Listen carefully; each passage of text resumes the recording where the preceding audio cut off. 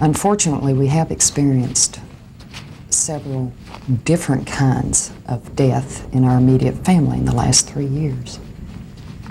And they were all hard to take. But death by murder was devastating. I mean, it was such a violation. Hardly a day goes by that Marilyn Johnson doesn't think of her sister. It's not the fond memories of growing up together she recalls, but the circumstances surrounding an untimely death.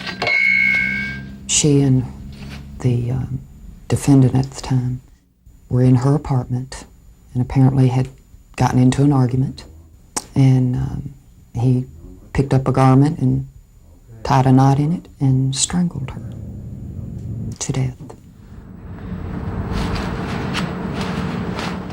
The defendant was Bobby Knight. In 1987, he was convicted of second-degree murder for the death of Joyce Pollard. Although Knight was sentenced to 30 years, he'll be eligible for parole in 1994. And this age of prison overcrowding, he must serve only 30% of his sentence.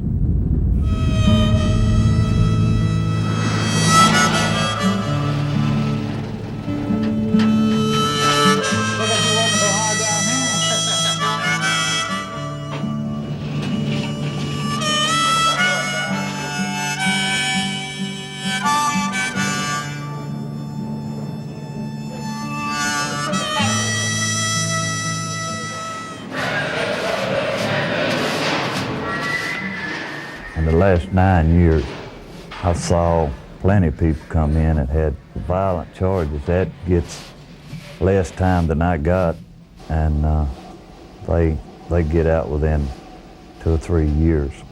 It's just like a revolving door. For Bobby Raines, 30 years means 30 years. In 1980, he was convicted of grand larceny over an incident involving $500. As a result of that incident, the taxpayers of Tennessee will spend hundreds of thousands of dollars to keep Raines in prison for life.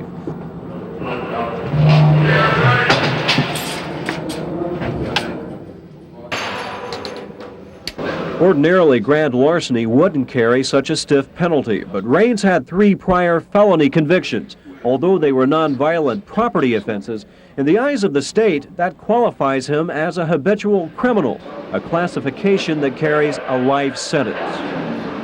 Technically, in Tennessee, the court could send someone to prison for life if that person was convicted 4 times for forging $1 checks. That same person could be charged with second-degree murder, aggravated kidnapping, aggravated sexual battery, and manslaughter, and technically not fall under the Habitual Criminal Act. Mr. Kendrick over there to work. Info. The act is considered by many the most antiquated law in the United States, and its critics live on both sides of the prison wall. Given an average, it'll take about $20,000 for the average offender to be in prison.